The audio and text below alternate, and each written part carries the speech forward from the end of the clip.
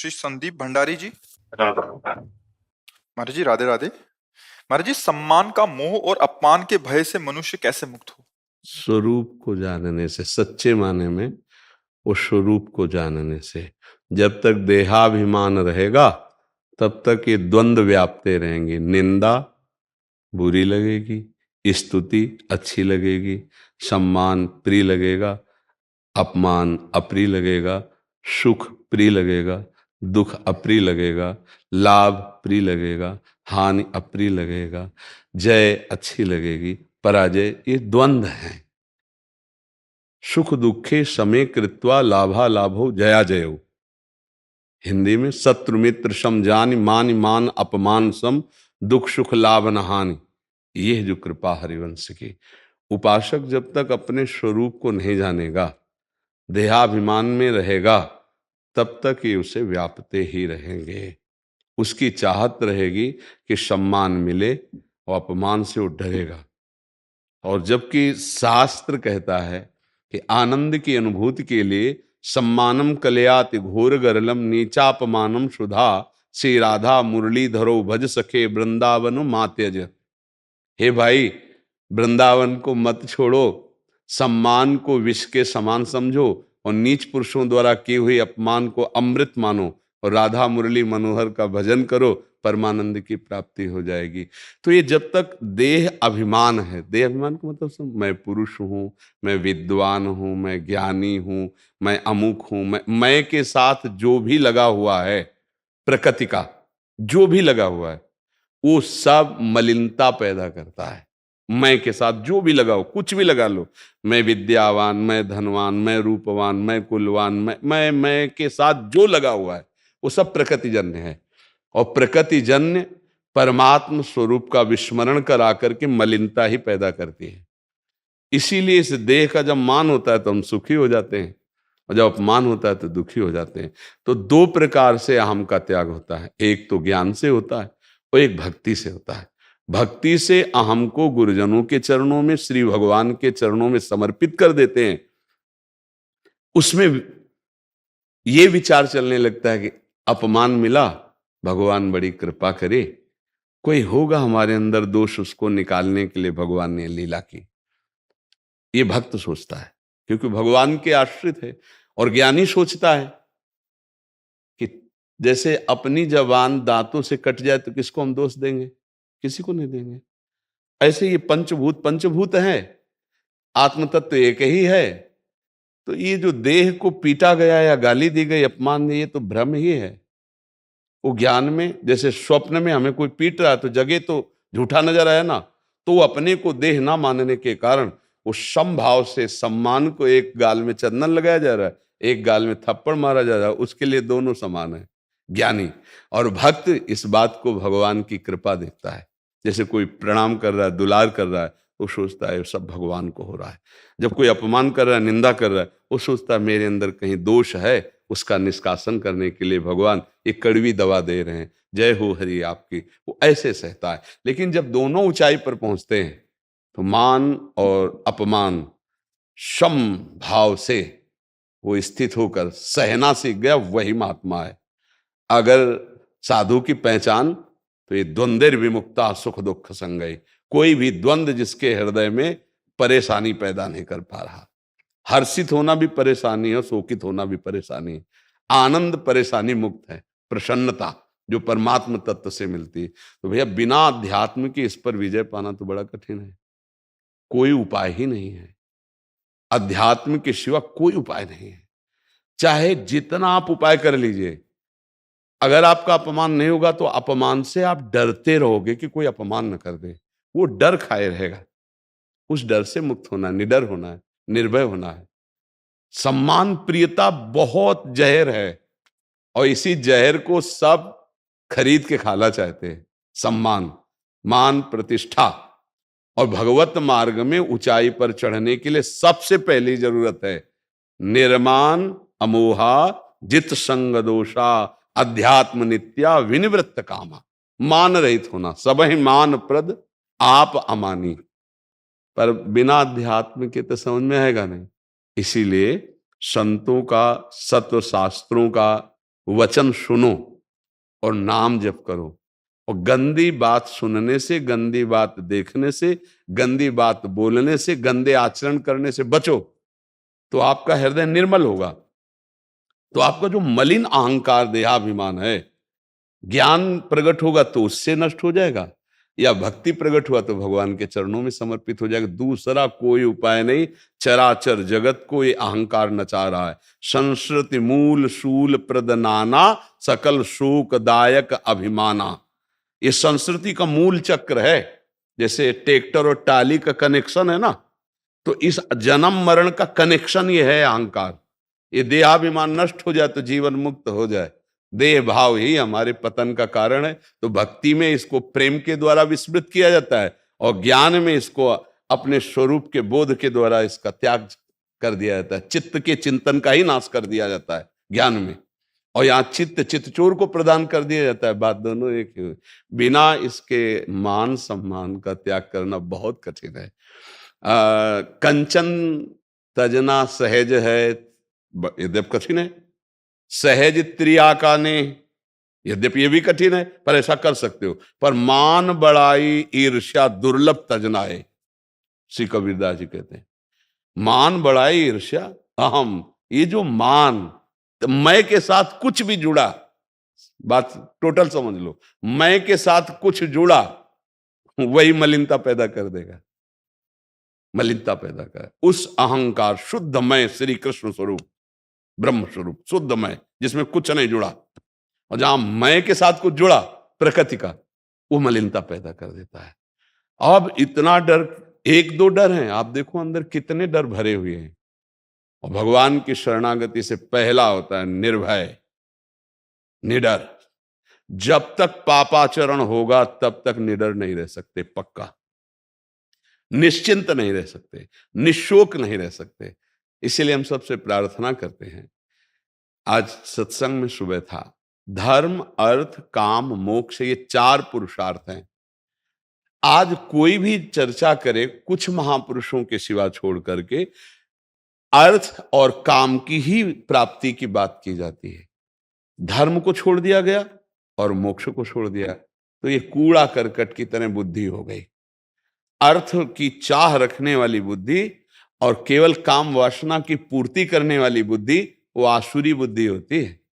उसको शासन में लाने के लिए ये धर्म पहले रखा गया है। धर्म के द्वारा अर्थ कमाकर अपनी कामना की पूर्ति करेगा, वो मोक्ष पद की तरफ बढ़ जाएगा। आज उत्साह भी बढ़ाया जाता है तो केवल अर्थ और काम का। उत्साह कैसे बढ़ता है? संयम से, जितेंद्रियता से, धर्म से, भागवतिक बल से। 4 दिन की पढ़ाई, अभी 4 दिन बाद तुम्हारी दुर्दशा होगी, देखना। जब कर्मों का फल, अभी तो पूर्व का पुण्य उदय हुआ है, और जब ये बीज का फल आएगा तब तुम्हें पता चलेगा तुम हो कौन, तब तुम्हें पता चलेगा। देखो वो ऐसा खिलाड़ी है कि ऐसे थपक मारता है, ऊपर गेंद जाता है, पर ऊपर टिका नहीं रहेगा, ये ध्यान रखना चाहिए, वो नीचे आएगा। अगर खिलाड़ी के हाथ के गेंद हो तो नीचे टिकने नहीं देगा, फिर थपक मार के ऊपर पढ़ाएगा। और अगर खिलाड़ी के हाथ के गेंद नहीं हो तो फिर नीचे ही पड़े रहोगे। तो भगवान इस जगत के खिलाड़ी हैं, वो अपने आप से अपने आप में खेल खेल रहे हैं। जो शास्त्र की निंदा करता है, धर्म की अवहेलना करता है, आज का क्या हो रहा है, ये बहुत दुख लग रहा है कि आज हमारी नई समाज को गलत शिक्षा दी जा रही। ये क्या समाज को हमारी सिखाया जा रहा है? क्या समाज हमारी बन पाएगी इससे? भाई बिना धर्म के तो आज तक कभी किसी की उन्नति नहीं हुई। ये जो 4 दिन की चांदनी उन्नति दिखाई दे रही है, हाइलोजन की तरह चमकोगे और फ्यूज होकर के पड़े रहोगे किसी काम। ये पूर्व पुण्य काम कर रहा है। पूर्व पुण्य जिस दिन नष्ट हुआ उस दिन तुम्हें पता चल जाएगा तुम क्या हो, क्योंकि इस समय वर्तमान में तुमने आश्रय नहीं लिया उस सच्चिदानंद का। अरे अनंत कोटि ब्रह्मांडों का सृजन करने वाला प्रभु शास्त्र रूप में वो सही तुम्हें मार्ग दिखा रहा है। आप देखो ना, अगर धर्मयुक्त काम है तो आपको भय नहीं रहेगा। अधर्म से युक्त होकर अगर काम का सेवन किया तो आपको ब्लैकमेल किया जाएगा। मानसिक वो ना दबाव डाले तो आपका कर्म आपको दबा देगा, आप भयभीत रहोगे उसके सामने। उस भय से मुक्त होने के लिए हिंसा का आप आश्रय ले लोगे, अत्याचार बढ़ता चला जाएगा आपके दिमाग में। अर्थ, अगर आप धर्म पूर्वक अर्थ नहीं कमाते हैं तो आप डरते रहोगे, भय रहेगा आपको।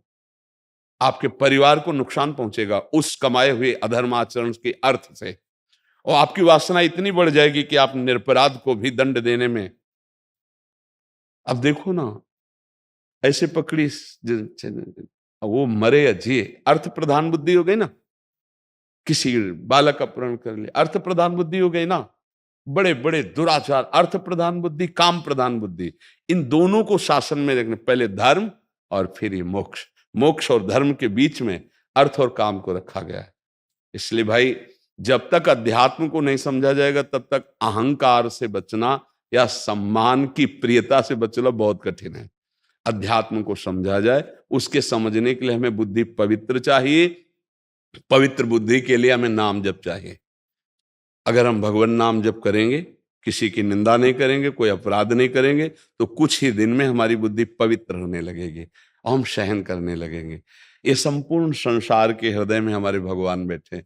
जैसे अपना बच्चा है, अपनी गोद में चढ़कर अपनी दाढ़ी पकड़ कर नोचे थप्पड़ मारे तो आपको कैसा लगे? बुरा लगेगा क्या? एक मुस्कुराहट आएगी यार। कोई कहे अरे यार तुम्हारा बेटा तुम्हारे गाल पे थप्पड़ मार रहा है, तुमको पागल बच्चा है।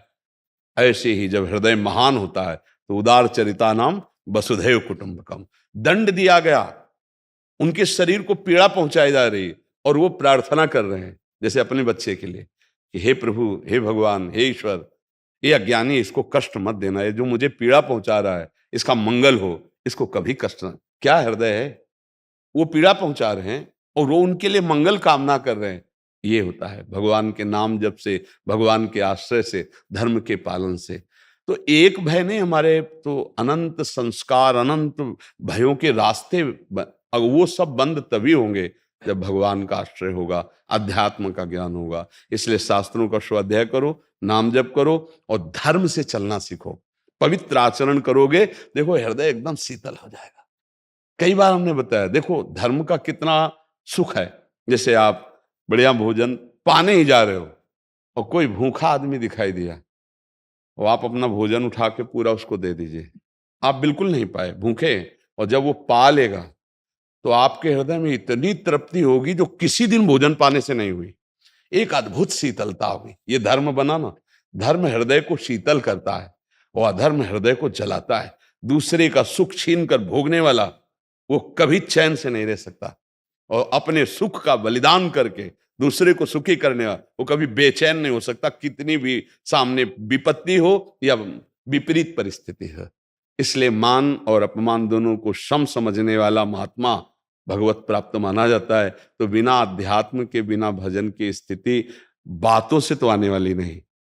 हम बात करेंगे मान सम्मान सम की, लेकिन अपमान में हृदय दुखी हो जाएगा और सम्मान में हम फूल जाएंगे। जो दोनों में सम रहता है वही सही बुद्धि होती है। ऐसी बुद्धि बनाने के लिए खूब नाम जप करो, सत्संग सुनते रहो। आप समझ पा रहे हैं ना? स्वामी तेजोमयानंद जी, राधे राधे। राधे राधे महाराज जी, साष्टांग दंडवत प्रणाम। महाराज जी, मैंने पिछली बार एकांतिक वार्तालाप में प्रश्न पूछने पर आपने प्रतिकूलस्य वर्जनम पर ज्यादा जोर दिया था, लेकिन कई एकांतिक में आपने गोस्वामी जी के द्वारा बिगड़ी जन्म अनेक की सुधरे अभी आज, होई राम को नाम जप तुलसी तजी कुसुमाज, इस क्रम की प्रशंसा करते हुए कहा था कि पहले ही कुसुमाज का त्याग करने के नहीं इसमें है, क्या हम प्रभु के इसमें हैं। क्या बात होती है? कक्षा 1 का विद्यार्थी, कक्षा 2 का विद्यार्थी, कक्षा 5 का विद्यार्थी, पीएचडी का अंतर होता है। प्रश्नकर्ता कैसा है उसके अनुसार उत्तर होता है। जब कक्षा के प्रारंभ में विद्यार्थी जाता है और ऐसे गोली बना के पार्टी में डंडा खींचता है ना, टीचर कहता है शाबाश शाबाश, बहुत बढ़िया लिखा तूने, जबकि कुछ नहीं लिखा उसने। गोली बनाई, एक डंडा कर दिया, शाबाश, टॉफी दिया, दुलार किया। अगले दिन से वो आने लगा गोली डंडा गोली डंडा। अगर वो गोली डंडा साल भर बनाता रहे तो छड़ी लेकर के थप्पड़िया दिया जाएगा। पहले दिन 10-5 दिन, महीना भर।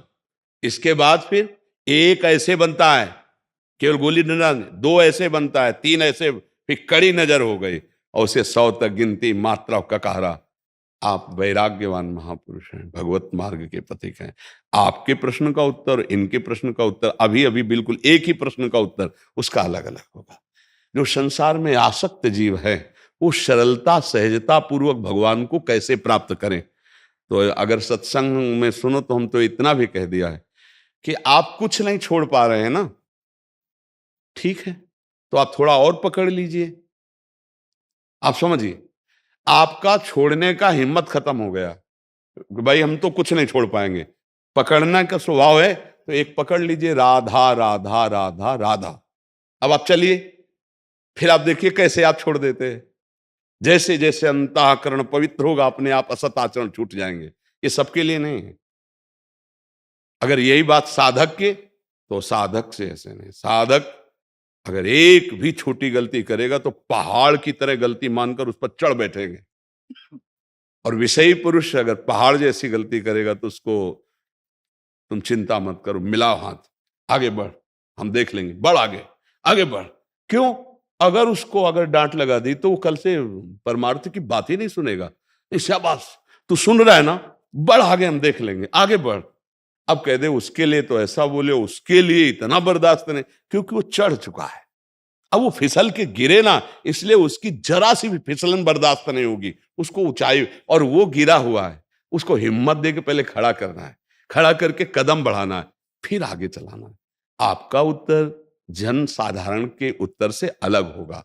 अब अपने को जीवन में केवल इतना ही देखना है, क्योंकि आश्रित हो चुके हैं। भगवत मार्ग के निवृत्ति परक मार्ग का हम जो अपने जीवन में उतार रहे हैं, उसको हम चल रहे हैं, अनुकरण कर रहे हैं, निवृत्ति परक, उसमें प्रतिकूलस्य वर्जनम, आराध्य देव के प्रतिकूल बात नहीं होनी चाहिए। क्योंकि ये पीएचडी की पढ़ाई में मानो आप हो, वैराग्य भेष भगवत मार्ग का आश्रित, अब इसमें नहीं चलेगा, अब इसमें नहीं चले, क्योंकि बहुत पढ़ाई पढ़ चुके हैं मानो। जी आगे एक लाइन और लिखी है, कह रहे कि करने का, त्याग करने का तो आप वो करते हैं, बट हम प्रभु के हैं, इस पर आप ज्यादा जोर देते हैं। हाँ देखो, अब जैसे आपसे कहा जाए कि आप सोचो आप प्रभु के हैं, तो बहुत है नादानी होगी, क्योंकि बाहर से और भीतर से दोनों से आप प्रभु के हैं। अब उस प्रभु के हैं की सिद्धि की बात आप पर ज्यादा देंगे, इनको बात जोर से कहेंगे आप प्रभु के हैं। क्यों? ये पत्नी के हैं, पुत्र के हैं, परिवार के हैं, संसार के हैं, इनके अंदर ये विशेषता बैठी है। अब हमको ज्यादातर इनके अंदर ये बात डालनी, कोई साधन बने न बने, तुम्हें बार बार सोचना मैं प्रभु का अंश हूं, मैं प्रभु का हूं, मैं प्रभु का हूं। तो आपके अंदर ये तो दोनों बातें पहले से ही हैं। शरीर से लाइसेंस प्रभु के हैं, इसका मतलब है कि संसार का पूरा संबंध ब्लॉक हो चुका है, कोई रास्ता ही नहीं। और अंदर से अगर ना होते तो बाहर से वेश कैसे हो जाता? तो दोनों प्रमाण है कि आप प्रभु के हैं। अब आपको प्रभु के हैं इस बात को सिद्ध करना है। इस सिद्धि के लिए प्रतिकूल से वर्जनम, प्रतिकूल का त्याग करना है। इसलिए विशेष जोर दिया गया कि हमको ऐसी वृत्ति धारण करनी कि जिस मार्ग के हम पथिक हैं उसके प्रतिकूल भूल से भी आचरण ना बन जाए। बहुत ही सूक्ष्मता से आपके दोषों का दर्शन आप ही करें और उनको बड़ी ही चतुरता पूर्वक अंदर से निकालकर निर्दोष ब्रह्ममय हो जाए। ये अब इनके लिए तुम जैसे हो, जैसे भी हो, इतना सोचो प्रभु के हैं और शुरू करो राधा राधा राधा राधा। धीरे धीरे एक एक पॉइंट पर धीरे धीरे चढ़ाते चढ़ाते, और जब ये चढ़ जाएंगे तो जैसा इधर वैसा इधर बोलने लगेंगे। जैसे गृहस्थी में ही है, और जिनको हम जानते हैं कि हाँ ऐसे ऐसे, अब वो प्रश्न करेंगे तो उनको डांट लग करके दूसरे रूप में मार जाएगा। आपको ऐसे चलना है। अब थोड़ी कि आप वही गोली डंडा बनाते रहोगे। अब आपको इस तरह से, आप किस क्लास में चढ़ गए उसकी स्थिति के अनुसार चलिए। तो आप समझ पा रहे ना, एक ही प्रश्न का 100 बार 100 अलग अलग उत्तर हो सकता है। एक ही बुखार के कई बुखार होते हैं ना, मलेरिया, ये वो अलग अलग टेबलेट हो। एक साधारण बुखार है, एक ऐसा बुखार जैसे प्लेटें गिरती चली जाएंगी, और उसके लिए अलग इंजेक्शन है, अलग दवाइयां हैं। तो जैसे अपने लोग हैं, ये ऐसी चढ़ाई पे हैं, एकदम फिसले तो ऐसा धम्म से गिरे कि ना परमार्थ के रह गए ना स्वार्थ के रह गए। और ये लोग परमार्थ की चढ़ाई पर चढ़ने मात्र की बात सुनकर डर जाएंगे। इनको इसी में रहकर परमार्थ का ज्ञान देना है। तो बड़ी प्रवीणता से इनके मन को भगवदाकार बनाना है। ये भगवान के जो दास जन होते हैं या भगवत स्वरूप महात्मा होते हैं, भगवान उनको ऐसा विवेक देते हैं कि किसको कैसे, जो मन विषयों में फंसा हुआ है उस मन को हटाकर और प्रभु में कैसे लगाएं। लेकिन आप विरक्त जनों के लिए बहुत यात्रा हो चुकी है, बस उसमें सावधानी की बात है, क्योंकि आप चल रहे हैं। तो प्रतिकूलस्य वर्जनम, कोई भी प्रतिकूल आचरण हमारे हृदय में न रह जाए। प्रभु आज्ञा जेहिका जस आही सोते भांति रहे सुख लाही। हमें आज्ञा है निवृत्ति मार्ग में चलने में, तो हमारा हर व्यवहार निवृत्ति परक होगा। जिनको आज्ञा है प्रवृत्ति में, तो हर व्यवहार उनका प्रवृत्ति परक होते हुए भी उनको भगवत प्राप्ति हो, ऐसी शास्त्रों से खोज के अनुभूत करके वो मार्ग देना है। तो सबका उत्तर अलग, आपका उत्तर अलग रहेगा महाराज। कोई संशय इस पे? जी संजीव शर्मा जी जम्मू से। राधे राधे। जी जी। राधे राधे महाराज जी, आपके चरणों में कोटि कोटि प्रणाम। महाराज जी, ये सत्य है कि मनुष्य का भविष्य भगवान के हाथ में है, परंतु ज्योतिष विद्या भी हमें भविष्य बताती है। कभी कभी बहुत परेशानी में हम इसका सहारा ले लेते एक हैं। बात हमें बताओ कि भविष्य का मतलब है जो कुछ हमने पूर्व में कर्म किए हैं उसके अनुसार इस शरीर की रचना हुई, और इस रचना में वो लिख गया है कि इतने वर्ष में ये, इतने वर्ष में शुभ अशुभ, सुख और दुख, ठीक है ना। अब जो हम भजन कर रहे हैं ये कहाँ लिखा था? हम इसके प्रभाव से लेख को भी मिटाएंगे, इसके प्रभाव से हम भगवान को प्राप्त करेंगे। हमारे भाग्य में, कुंडली में नहीं लिखा भगवत प्राप्ति, हमारी कुंडली में नहीं लिखा कि हम कौन सी सिद्धि प्राप्त करेंगे भजन से। ये मानव देह केवल पशु का देह नहीं है कि जो हमारे भाग्य में लिखा वही हम केवल भोगेंगे। नहीं, हम नवीन कर्म करेंगे, ऐसे महान कर्म करेंगे, ऐसा भजन करेंगे कि अपने भाग्य को मिटार दे, तभी भगवत प्राप्ति होती है।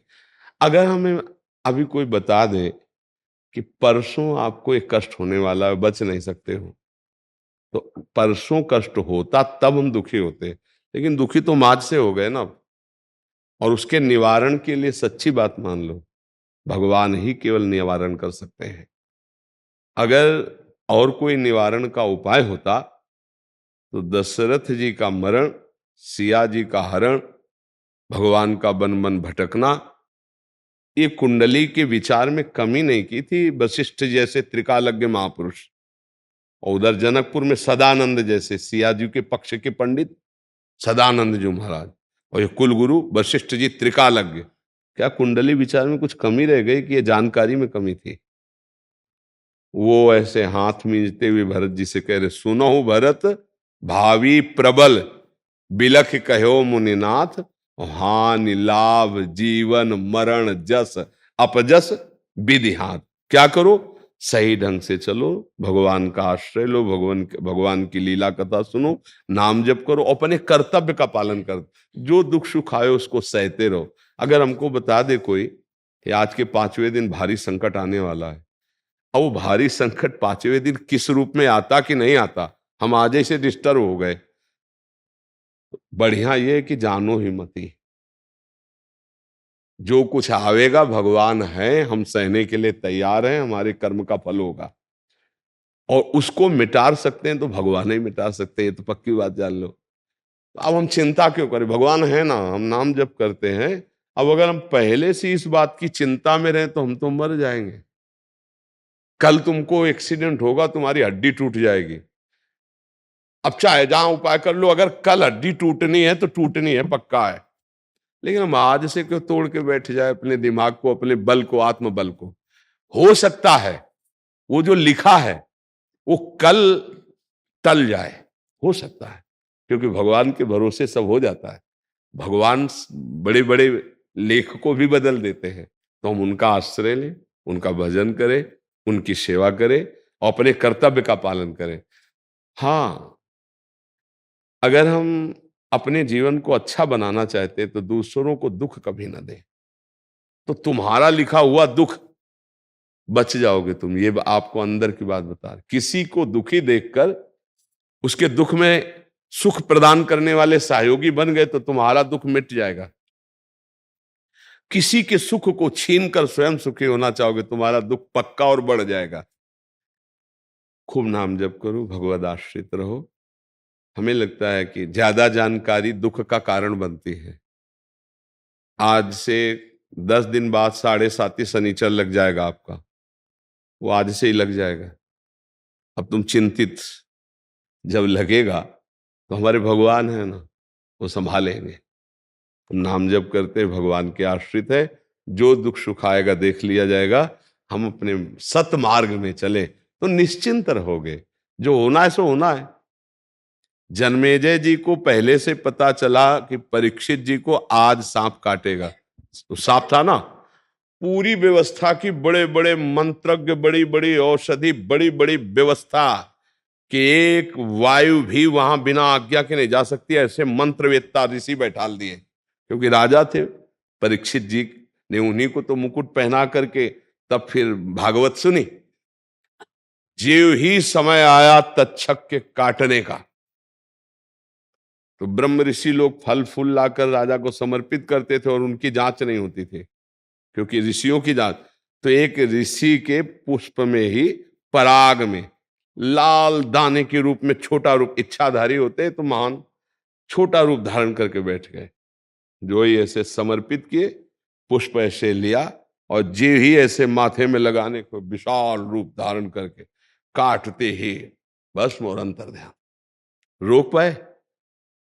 होनी थी, संगी ऋषि ने साप दे दिया था, आज के 7वें दिन भयानक विषधारी तक्षक सर्प काटेगा, और ऐसी व्यवस्था नहीं थी, एक खम्भ का महल बना था, औषधियों से खम्भ लेपित था कि चढ़ नहीं सकता, आसपास मंत्रों से कील दिया गया था, बड़ी भारी व्यवस्था थी कि परीक्षित जी को, लेकिन ना समय आया, काम हो गया।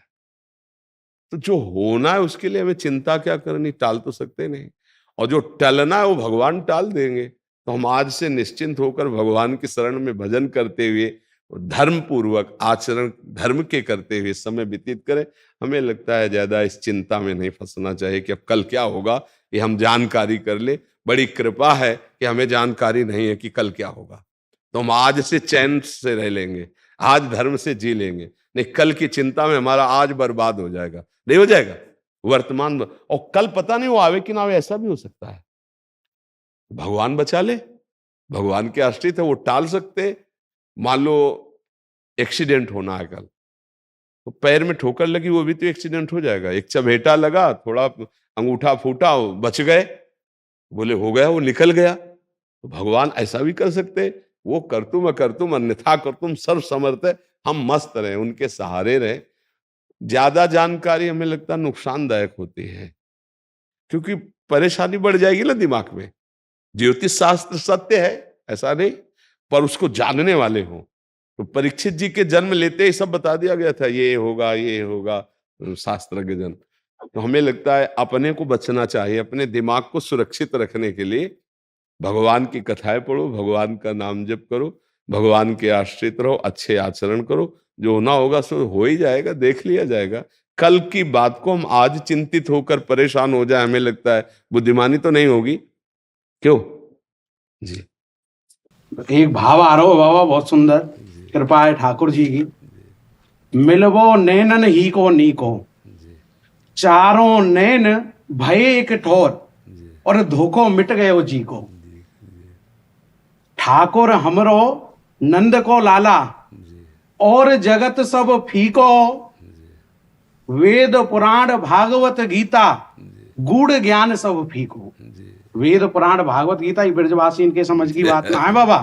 हमारे बाबा के हे दादाजी नंद बाबा मंदिर के पुजारी, ब्रिज में बोलवो तो भजन है, और ब्रिज में डोलवो पर कम्मा है। तो वेद पुराण भागवत गीता गूढ़ ज्ञान सब फीको।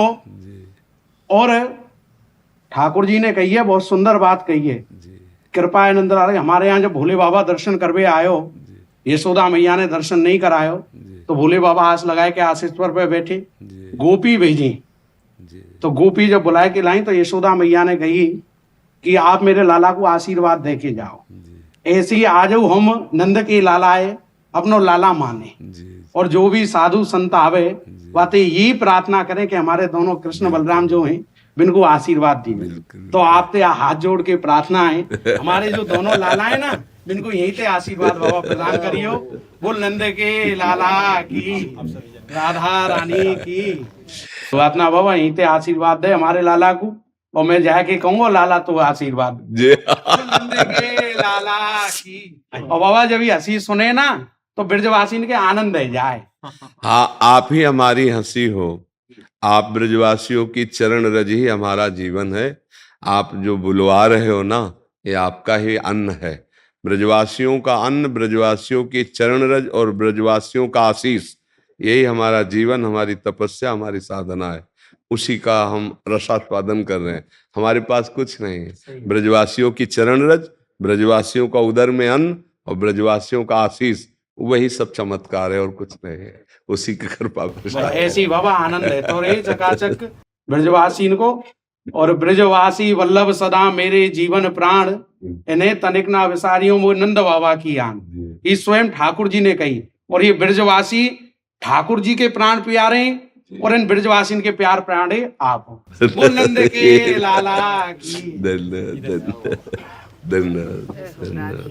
जय गिरिराज। आप ब्रजवासी। जय जय। दिव्या शर्मा जी कनाडा से। राधे राधे। राधे राधे महाराज जी, आपके चरणों में कोटि कोटि प्रणाम।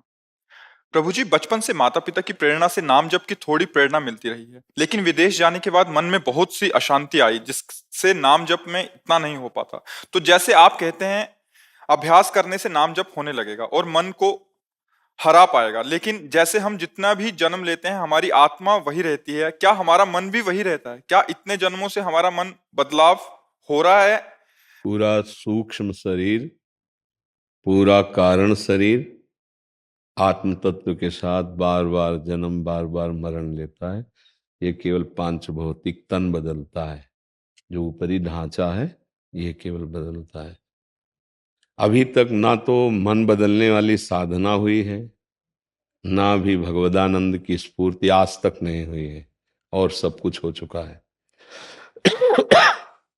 आप दैवी भोग भोग चुके, मानसिक भोग भोग चुके, तिर्यक योनि के भोग भोग चुके, अभी भगवदानंद का बिंदु भी नहीं मिला है। अब ये जन्म अगर भगवदानंद के लिए अभ्यास किया जाए तो इस जन्म में मुझे प्राप्त हो सकता है। संकेत है कि हमें मनुष्य देह मिला, हमें साधु संग मिला, नाम का परिचय मिला, महिमा सुनी, कुछ नाम जब शुरू हुआ, अब हमको निरंतरता में लाने के लिए अभ्यास करने की जरूरत है। अगर हमारा अभ्यास पुष्ट हो जाए तो किसी भी देश में जाए हमारा स्वभाव थोड़ी बदल जाएगा। भाई कोई भी देश हो, किसी स्थान में ले चलो, जो हमारे विचार हो तो चलते रहेंगे ना। यदि हमारे विचारों की जगह नाम चल पड़े, हमारे सद्विचार चल पड़े, तो किसी देश, किसी वेश, किसी जगह से हमारे अंदर के चिंतन में परिवर्तन नहीं पड़ने वाला। अगर सच्चा अभ्यास हो जाए, कच्चा अभ्यास में तो परिवर्तन पड़ जाएगा। तो मिला तो जीवन अभ्यास पुष्ट करने के लिए है। कहीं भी जो रहीम उत्तम प्रकृति का कर सकत कुसंग, चंदन विष व्यापत नहीं लपटे रहत भुजंग। चंदन में सांप लिपटे रहते हैं तो चंदन विषैला थोड़ी हो जाता है। अपना प्रभाव सांप को देता है, उसको शीतलता सुगंध ये प्रदान करता है। ऐसे उत्तम विचार वाले चाहे अमेरिका में रहे, चाहे ऑस्ट्रेलिया में रहे, कहीं भी रहे, अधम विचार वाले चाहे यहाँ रहे, चाहे तीर्थराज प्रयाग में रहे, चाहे काशी में रहे, उनका विचार, उनका चिंतन तो क्रियाएं तो अधम ही होंगी। तो हमें लगता है हमको स्थान परिवर्तन या वेश परिवर्तन नहीं बदल सकता। जैसे अब सबको छोड़ देना चाहिए, चलो बाबा जी बन जाते हैं, छोड़ दिया। क्या छोड़ा? एक घर छोड़ दिया, घर के सदस्यों को छोड़ दिया, लेकिन शरीर का राग और शरीर की वासनाएं, इनके छोड़ने से भगवत प्राप्ति होती है। फिर आगे बढ़े तो शरीर राग, जब हम अच्छा खाने का अभ्यास है तो खाने का अभ्यास हुआ। फिर अन्य इंद्रियां जिनको भोगने का अभ्यास हो, अपना अभ्यास लिए हुए हैं, तो काम आवरण करके उसके ज्ञान को ढके हुए वो देह भाव से है। अब चाहे जहां घूमे कुछ हाथ नहीं लगना है। अगर आप विवेक पूर्वक जहां हो वहीं समझ जाओ तो आप वहीं महात्मा हो जाओगे, आप वहीं भगवत प्राप्त हो जाओगे। नाम जब चल रहा, सत्संग सुनने को मिल रहा है, इससे बड़ी बात कुछ नहीं हो सकती।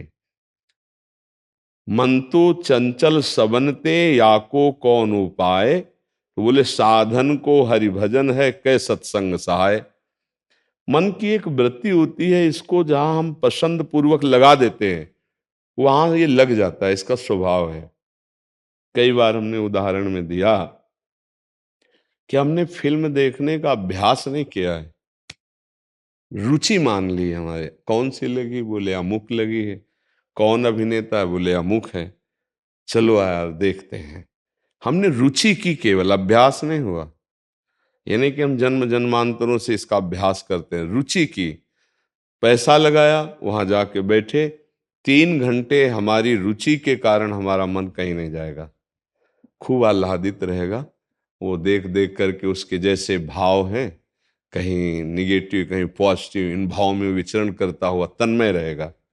क्या हुआ? 3 घंटे बिना किसी प्राणायाम, मन एकाग्रता, बिना किसी साधना के अभ्यास के वो आराम से बैठा हुआ 3 घंटे देख रहा, झूठा खेल, झूठे पे झूठा खेल। क्या सत्य है उसमें? कुछ सत्य है क्या? क्या हुआ? क्या रुचि, रुचि विशेषता। अब हम नाम जब करते हैं, लेकिन सही माने में ना नाम का महत्व हमारे अंदर है ना रुचि है, इसलिए एक पराया काम सा हो रहा है। और रुचि हो जाए तो इसकी जरूरत नहीं है, श्वास श्वास में चिंतन होता है। गोस्वामी जी ने भजन वृत्ति को कैसे मांगा? बोले कामी ही नारी प्यारी जिमी, लोभी जिम प्रिय दाम, तिमि रघुनाथ निरंतर, प्रिय लागहु मुहि राम। प्रभु ऐसे प्यारे रखो। जैसे कामी पुरुष प्रतिपल बिना किसी चेष्टा के कामनी का चिंतन करता है, अपनी कामना पूर्ति का, जैसे लोभी पुरुष धन का चिंतन करता है, हे नाथ हे प्रभु, ऐसे मेरी वृत्ति सदैव आप में लगी रहे। भजन का मतलब होता है वृत्ति का, और वृत्ति वही जाती जहां रुचि होती, जहां प्रियता होती, जहां महत्व होता है। रुचि प्रियता महत्व शरीर में है, भोगों में है, संसार में है, धन में है, मान सम्मान में है। नाम में कैसे लग पावे? नाम तो एक सुनी सुनाई बात लग रही, कोई रुचि तो नहीं। अब जैसे जिन संतों की, जिन भक्तों की रुचि है, तो तद विस्मरणेन परम व्याकुल तेति, अगर आधे पल के लिए भी विस्मरण होने लगे तो प्राण निकलने जैसा कष्ट होने लगेगा, क्योंकि रुचि हो गई, आसक्ति हो गई। हम आसक्ति कहाँ किए? शरीर में, भोगों में, संसार में। पर अब ये जोरदार का अभ्यास भजन का करो, तब इससे हटेगा मन, तब शांत हो जाएगा। ये मन मन मन बार बार कर रहे हैं, ये कुछ नहीं कर सकता आपके सपोर्ट के बिना। आपने उसे ढील दे रखी, आप ही उसे कड़ा शासन में लाओ, अभी ठीक हो जाएगा। पर जहां आप शासन में लाना चाहते हो, वो जलाना शुरू करता है, आप फिर उसी के हो जाते हो, क्योंकि जलन बर्दाश्त करने की सामर्थ्य नहीं रह गई। उसके सलाह के अनुसार हम भोग भोगते रहे, अब उसकी सलाह न मानकर शास्त्रों की बात मानेंगे तो जलाना शुरू करेगा। तो सहत सहत बाढ़े भगति गृह तन गुरु हितगार, जो गुरुदेव की आज्ञा से सहना सीख गए वही महात्मा हो गए। भगवान कपिल देव जी ने महात्मा का पहला लक्षण वर्णन किया है, तितिक्षवहा, फिर कारुणिकाहा, सुहृदा सर्वभूता, जो सहनशील, महान सहनशील, सर्दी गर्मी बरसात, मान अपमान, दुख सुख लाभ हानि, ये सब बाहरी, और अंदर की काम क्रोध आदि की अग्नियां, अंदर जो मन व्यथा कर रहा है उसको जो सह गया वही महात्मा। यम ही न व्यथ्यन्ते ते पुरुषम पुरुषर्षभ, सम दुखा सुखाधीरम स्वमृतत्वाय कल्पते, जो इस व्यथा से व्यथित ना होकर सह जाता है वही महात्मा परम पद को प्राप्त होता है। चाहे स्त्री शरीर हो चाहे पुरुष शरीर हो, भगवान का अंश वही है, पंचभूत शरीर वही है, केवल भेद है तो इस पर्दे का भेद है कि स्त्री शरीर का पर्दा, पुरुष शरीर का पर्दा, कुछ नहीं, उसी धातु का शरीर बना है जिस धातु के सब जीव चराचर बने, और वही अंश है जो चींटी में, वही आप में, वही देवता में, वही ब्रह्मा में, अंश में कोई फर्क नहीं है, अंश भगवान का वही है। खूब नाम जप करने का अभ्यास करे तो मन शांत हो जाएगा और सत्संग सुनता रहे। अब जन्म जन्मांतर का अभ्यास विषयों का पढ़ा रहा है तो कैसे? अब अभी थोड़ी 4 दिन में हो जाएगा। ये मन और ये स्वभाव और भगवद अंश जीव, वो बराबर जन्म मरण वो साथ ही होता है। केवल 5 भौतिक शरीर छूटता है और कुछ नहीं, सारा प्रपंच साथ ही जाता है, स्वभाव साथ ही जाता है।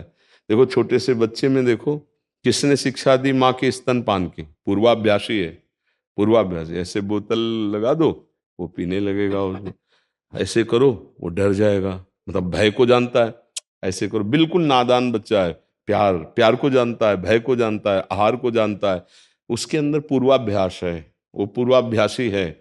उसको ज्ञान, जैसे जैसे अवस्था बढ़ेगी ज्ञान विकसित होगा, वैसे वैसे पूरा का पूरा वो जो चिप भरी हुई जन्म जन्मांतरों की, वैसे तो देखो कुछ होते हैं कि छोटे बच्चे से जब भी बड़ा शुरू हो तो धर्म की तरफ उनका खिंचाव होता है, कुछ होते अधर्म की तरफ खिंचाव। अभी शिक्षा थोड़ी दी गई इनको धर्म धर्म की, पूर्वाभ्यास, पूर्व संस्कार, उसको उसी में रुचि हो जाएगी। तो हमारे मन को रुचि बदलवानी होगी, जबरदस्ती नाम में लगाना होगा, सत्कार्यों में लगाना होगा, सत्शास्त्रों में लगाना होगा, तभी जाके मन बदलेगा। ऐसा नहीं कि ना बदले।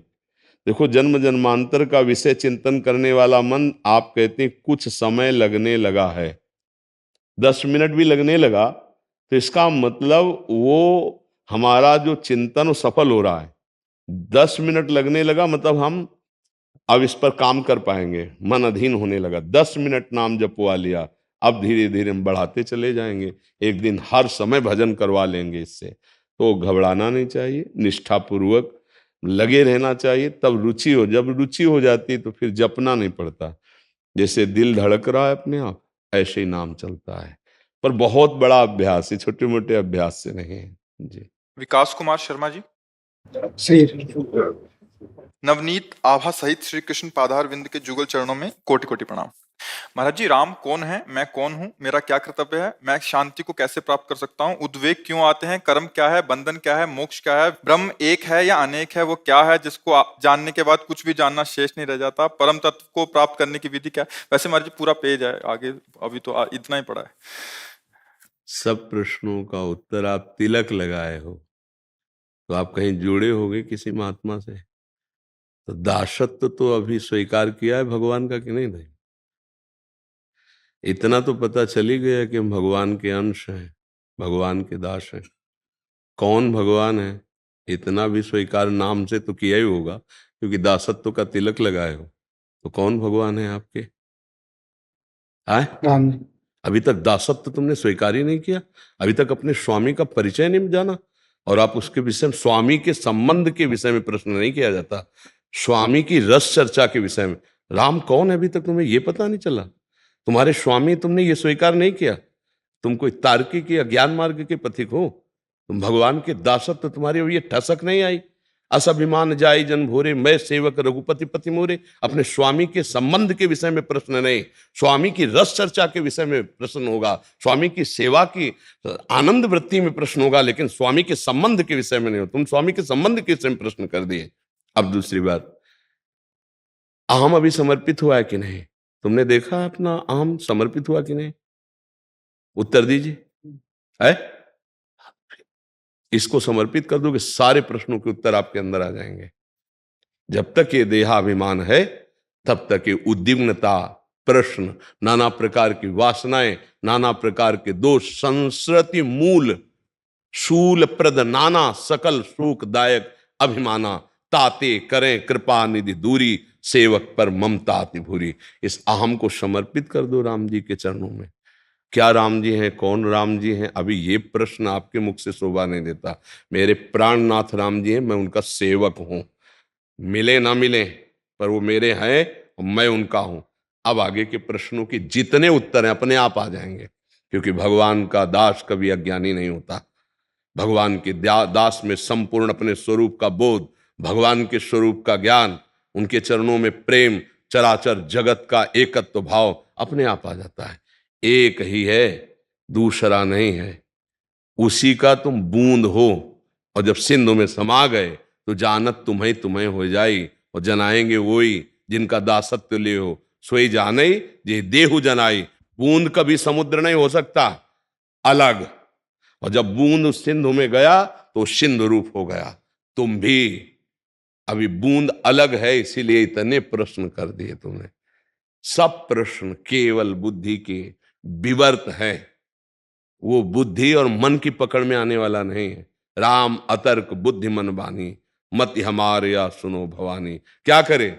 श्रद्धा और विश्वास के द्वारा हम भगवान को स्वीकार करते हैं कि मेरे स्वामी हैं, और जो गुरु जी ने नाम दिया, मंत्र दिया, उसका निरंतर जप करते हैं, और जो निषेध किया ये नहीं करना, प्राण निकल जाए, वो कभी नहीं करेंगे। अभी हर प्रश्न का उत्तर आ जाएगा, कोई प्रश्न नहीं रह जाएगा। ये जितने भी प्रश्न हैं ये सब बुद्धि के विवर्त हैं, ये परते हैं, इनमें कोई दम नहीं है, इनसे कुछ नहीं हासिल होने वाला। राम राम राम राम राम राम राम, सिया राम सिया राम सिया राम सिया राम, हर उत्तर आ जाएगा।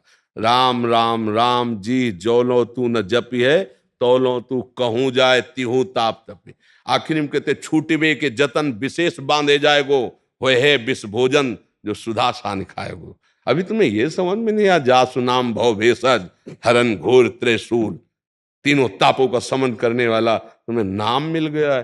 राम राम राम हर समय चल, वो मेरे प्राणनाथ हो, मेरे स्वामी है, उनके विषय में प्रश्न नहीं करना। वो कौन है तुम्हें बताने की जरूरत नहीं, तो उनके दासत्व भाव से। ये बच्चा केवल कमी इसलिए कि अहम नहीं समर्पित हुआ, इसलिए सब प्रश्नों का समाधान, जिसके जानने के बाद कुछ जानना बाकी नहीं रहता, वो मेरा प्रीतम है, वही मेरा अंशी है, उसी का नाम तुम्हें मिल गया है, उसी में सब कुछ समाया हुआ है। जितना जितना जपोगे संयम से युक्त होकर, उतने ज्ञान प्रकाशित होता चला जाएगा। नहीं तो क्यों का कभी उत्तर पूर्ण नहीं होता। ऐसा तो फिर क्यों, ऐसा तो फिर क्यों, एकमात्र हर प्रश्न का उत्तर नाम जप है। आप करके देख लो। महाराज जी सभी शब्द तो ब्रह्मवाचक हैं, फिर कोई किसी विशेष शब्द या किसी विशेष नाम गुरु जो नाम दे दे उसके बराबर कुछ नहीं, और सब माया मेरे लिए। गुरु के मंत्र मूलम गुरु वाक्यम, अगर गुरु ने कह दिया राम तो इसके आगे जबान नहीं निकलेगी कुछ, वही आजीवन चलेगा। ये वो मार्ग है। गुरु ने कहा राधा तो बस वही चलना है। भगवान के अनंत नाम है, अनंत लीलाएं हैं, रूप हरि अनंत, हरि कथा अनंता। इसीलिए गुरु का मेडिकल स्टोर है भगवान। सब शास्त्र उनके परिचय बताने वाले ग्रंथ, सब मेडिकल स्टोर। गुरु सदवैद्य, उससे निकाल के जो दवा दे दी उसी से तुम्हारा काम चलेगा। ये नहीं देखना कि बहुत विटामिन वाली पी ले मर सकते हो। डॉक्टर चयन करके जो दवा लिखे वही मेडिकल स्टोर वाले नहीं, है तो सब दवाई ही, सब खा लोगे थोड़ी, उससे उस काम बन जाएगा। तो है भगवान के सब नाम, भगवान के सब रूप, भगवान के सब सिद्धांत, भगवान के सब मार्ग। जो जिस गुरु का वर्ण किया, जो नाम दिया, आजीवन उस पर समर्पित हो जाए, तब बात बनती है बच्चा। नाम जप करो, अच्छे आचरण करो और गुरुजनों के आश्रित रहो, अहंकार को समर्पित कर दो, सब ज्ञान आप में ही भरा हुआ है। जहां आप हैं वहीं राम जी हैं, जहां राम जी हैं वहीं आप हैं। बीच में त्रिगुणात्मिका माया का पर्दा और देहाभिमान है, ये गलित हो कि झांकी हो जाएगी। और जो जिसने झांकी की तो करने वाला नहीं रहता, झांकी करने वाला नहीं रहता।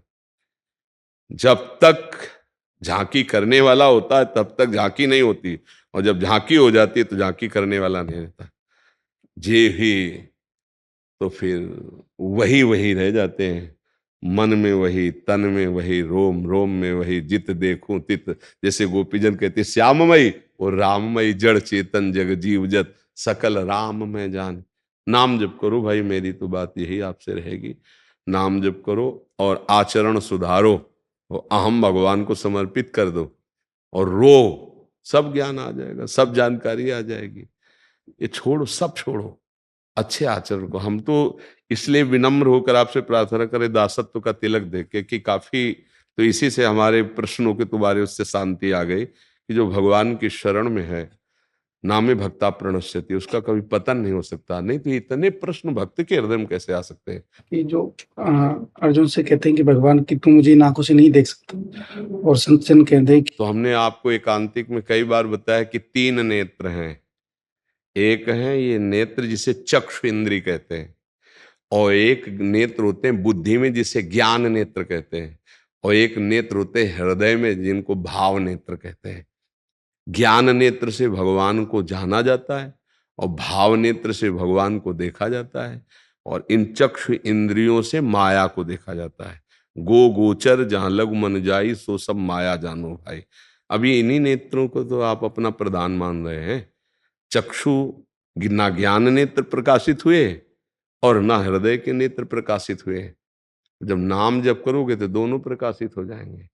जैसे गोस्वामी जी के ज्ञान चक्षु जब प्रकट हुआ तो कह रहे हैं कि सिय राम में सब जग जानी, मानी नहीं कह रहे, जानी ज्ञान चक्षु, मेरे सिया राम सब हृदय में बैठे हुए, जानी करो प्रणाम जोर जुग पानी।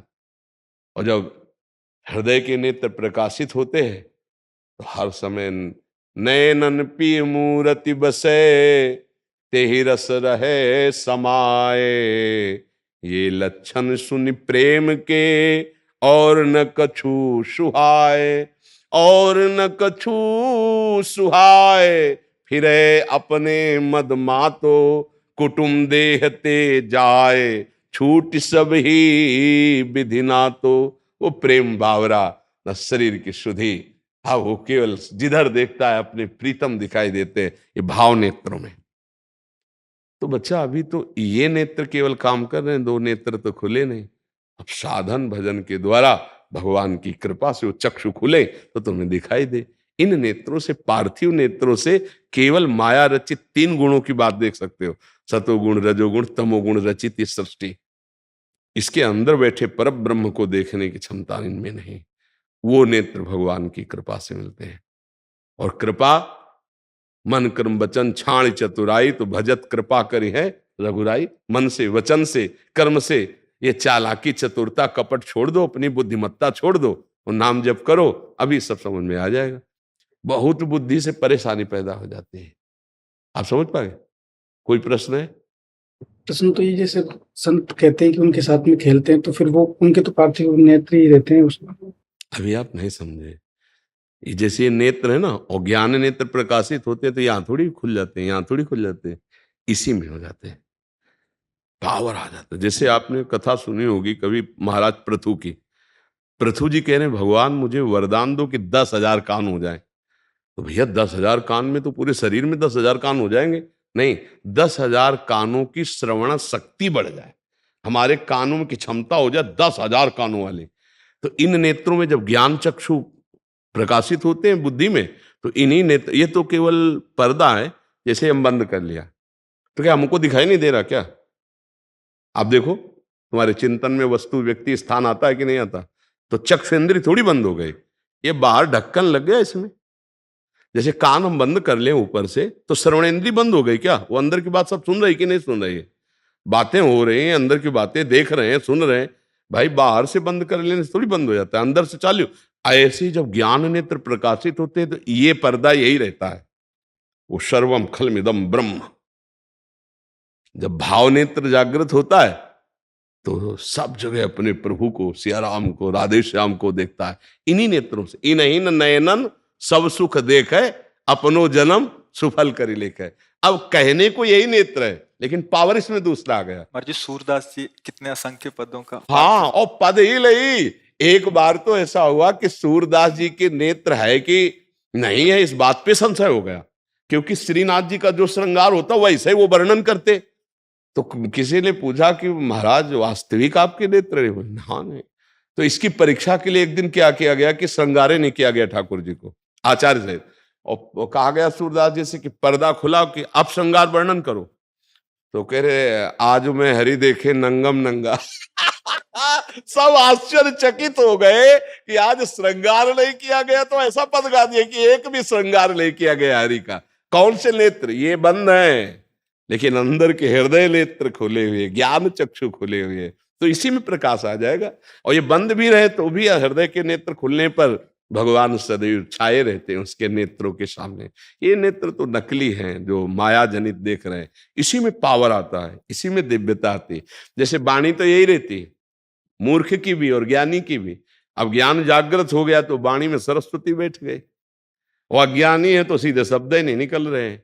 कान तो वही है, अब भक्ति से पूरी तो हो गए तो भगवान की चर्चा सुनते विकल हो गए, संसारी आदमी विषय चर्चा सुनते ही कामांध हो गया।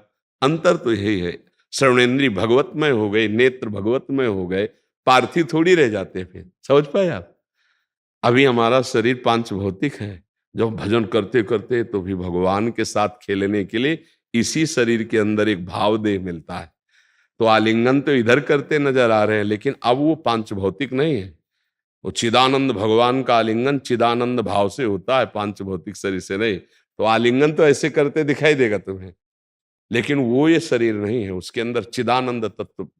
या रहस्य रघुनाथ कर बेग न जाने कोई, और जो जाने रघुपति कृपा तो सपने मोहन हो। भजन करो, ठीक है जी।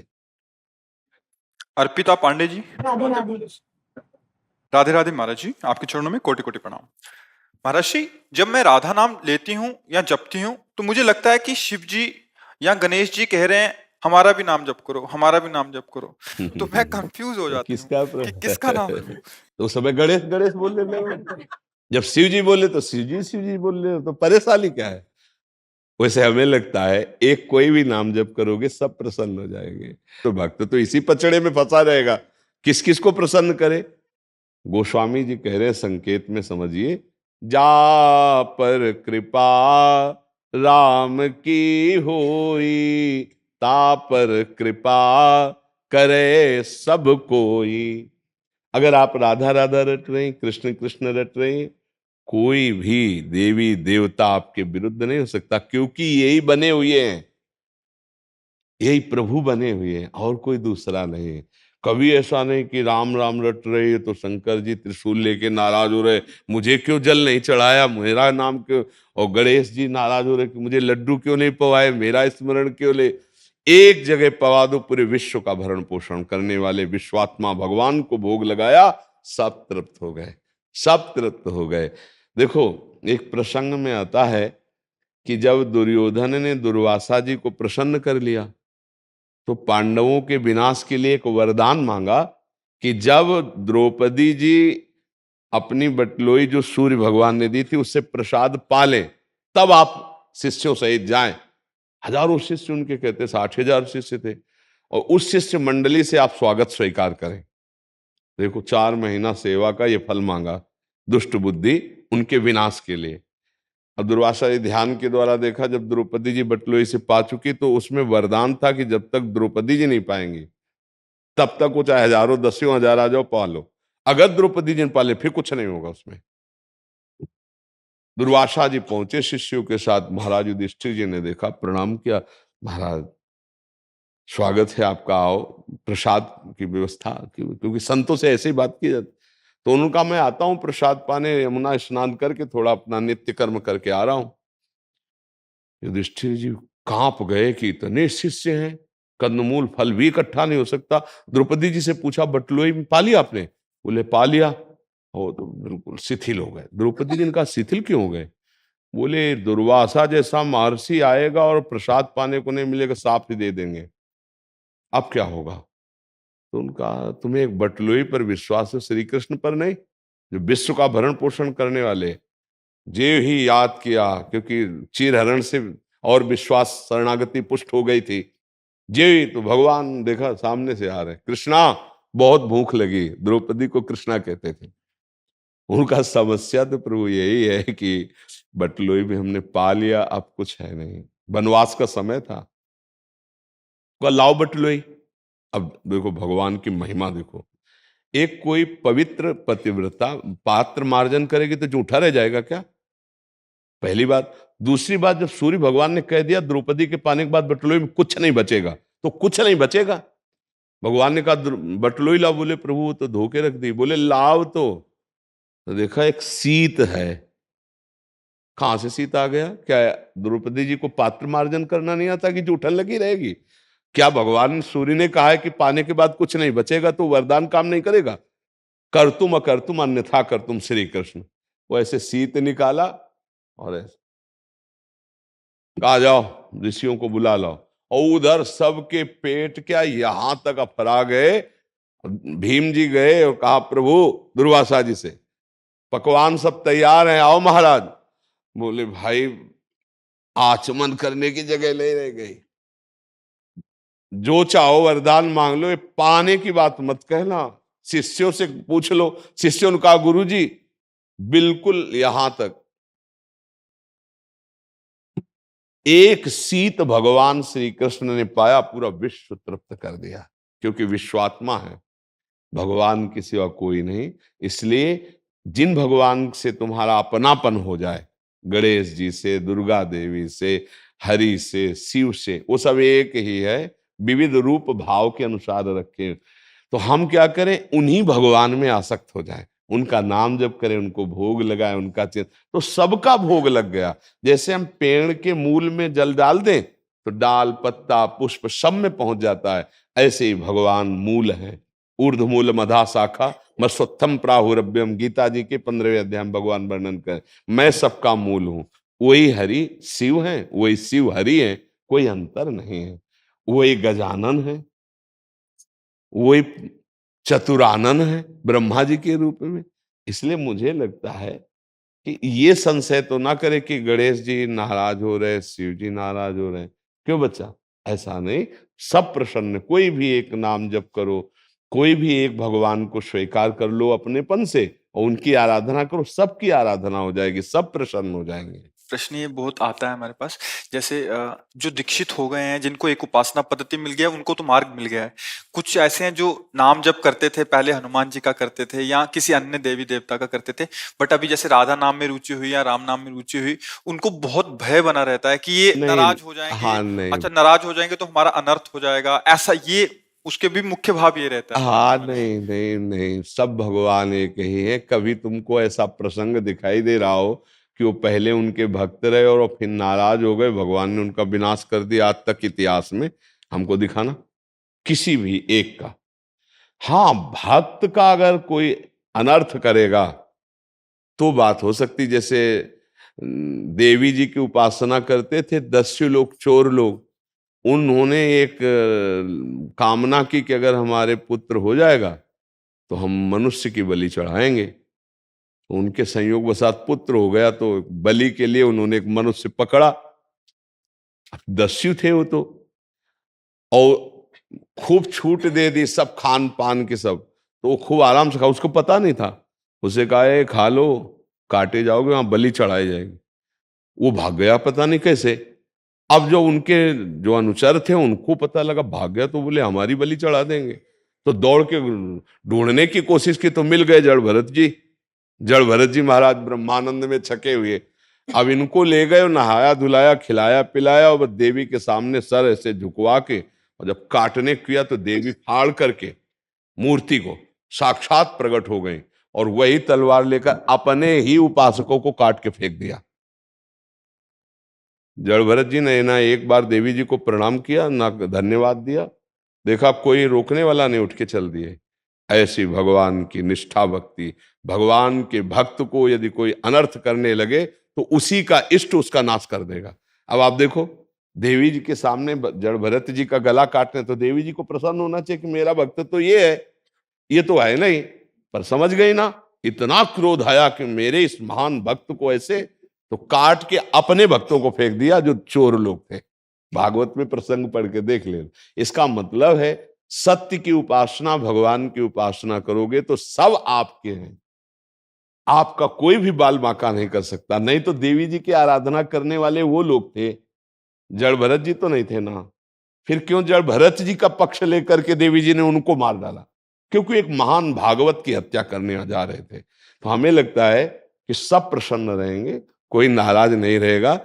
जो पहले नाम जप कर रहे थे उसका फल ये होगा कि श्री कृष्ण नाम में, राधा नाम में आपकी प्रीति हुई है, ऐसा भाव रखिए।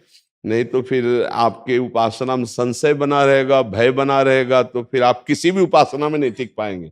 ऐसा लगेगा आप गणेश जी जप रही हैं तो वो नाराज हो रहे, जैसे आप कह रहे हो। नहीं, कोई नाराज नहीं होगा, कभी नाराज नहीं। हमारी बात पर विश्वास करो, क्योंकि बचपन से लेकर अभी तक हम केवल राधा ही राधा नहीं जपते रहे। अरे बचपन में थे तो ब्राह्मण के घर जन्म हुआ था तो नैष्ठिक ब्रह्मचर्य गायत्री अनुष्ठान, आगे बढ़े तो फिर महावाक्य, फिर संन्यास। हम आज भगवान शंकर के, हाँ, आज महादेव जी का कोई हफ्ता नहीं होता, विश्वनाथ जी का प्रसाद आता है। पहले से ज्यादा दुलार महादेव जी कर रहे हैं, पहले से ज्यादा प्यार अंबा जी कर रहे हैं।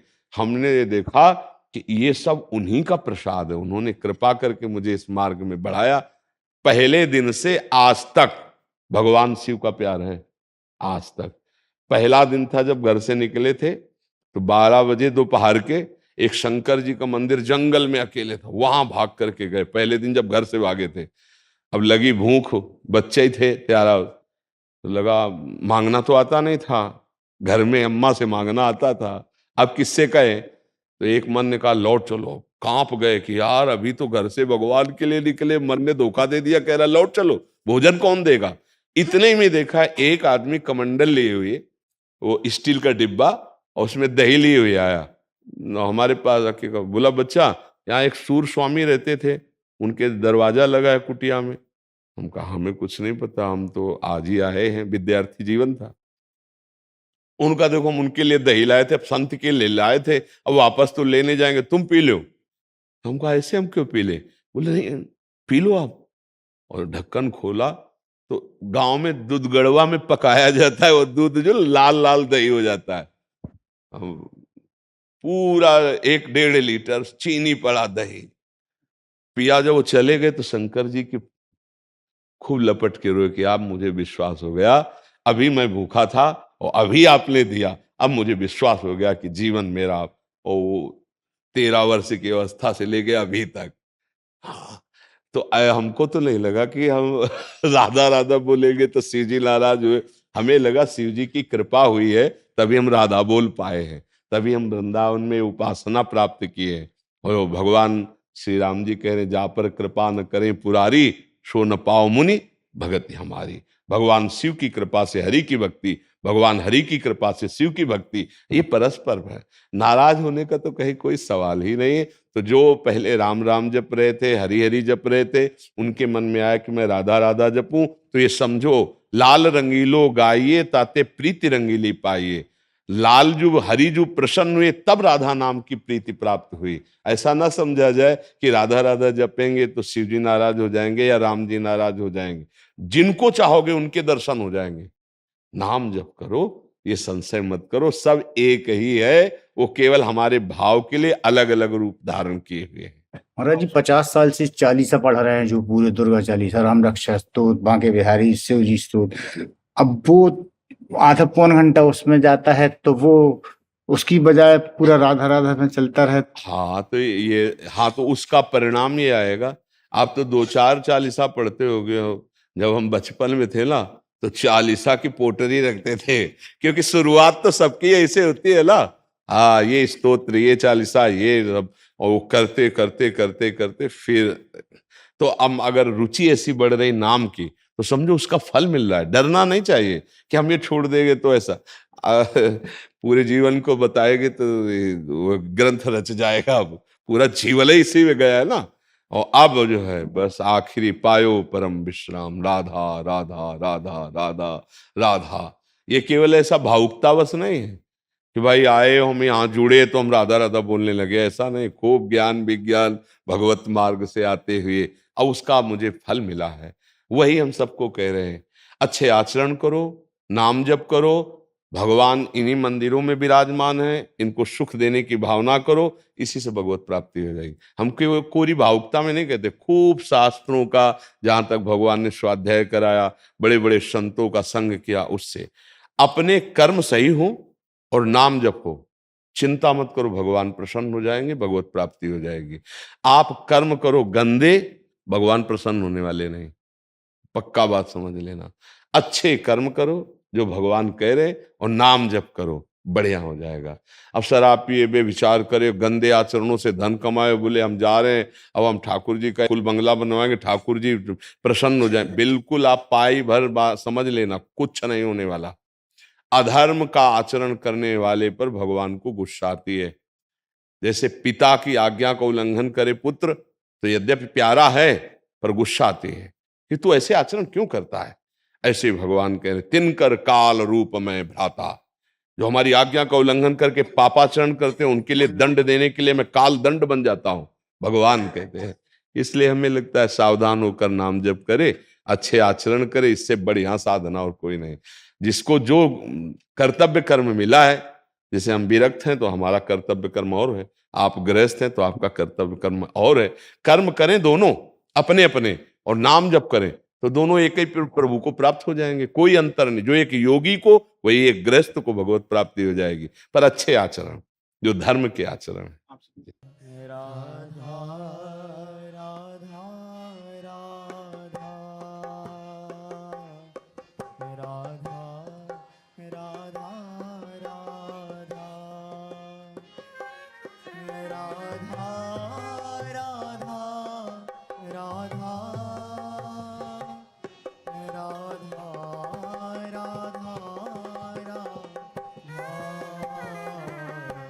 राधा राधा